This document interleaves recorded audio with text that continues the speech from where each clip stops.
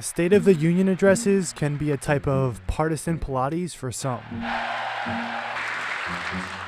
For others, it can be a direct ticket to becoming an internet meme. Behind many of these reactions is a careful calculation, and we break it down.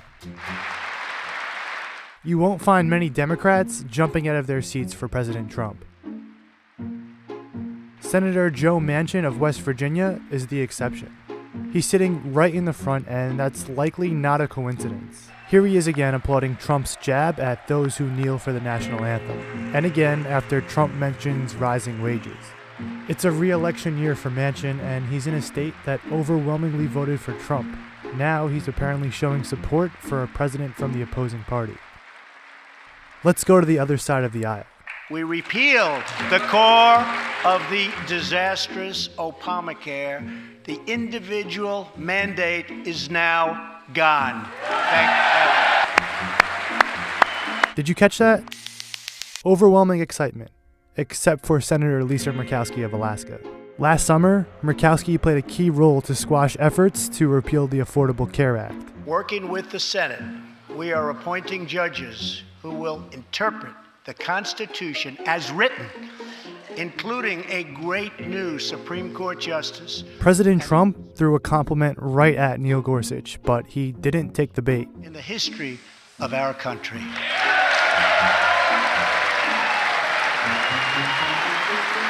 Did you notice who stood? Senator Joe Manchin. But justices must make careful and largely coordinated choices about what statements are uncontroversial enough to warrant applause. We can achieve absolutely anything. America is grieving for you. Kenton Stacy would have died if it were not for Justin's selfless love. Another group that attempts to play it down the middle, the military officials. Like the justices, they must decide what is partisan platitude and what is not. And I will not stop until our veterans are properly taken care of, which has been my promise to them from the very beginning of this great journey.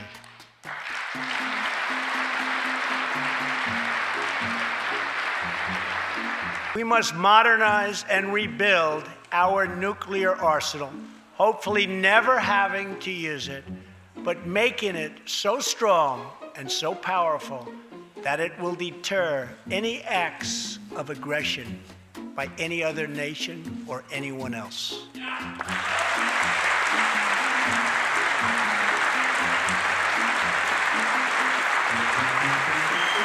Watch as they hesitate. That the coalition to defeat ISIS has liberated very close to 100% of the territory.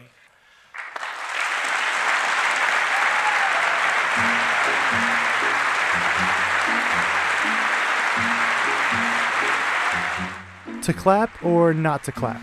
In a deeply divided Congress, applause or silence can send a powerful message.